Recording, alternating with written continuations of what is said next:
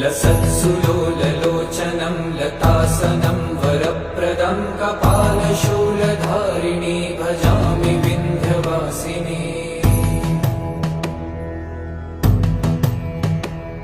कराब्जदानदाधरां शिवां प्रदायिनी वरावराननां शुभां भजामि विन्ध्यवासिनी।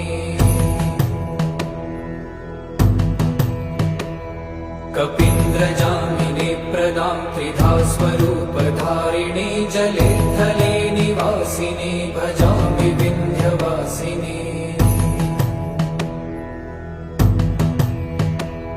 विशिष्टशिष्टकारिणी विशालरूपधारिणी महोदरे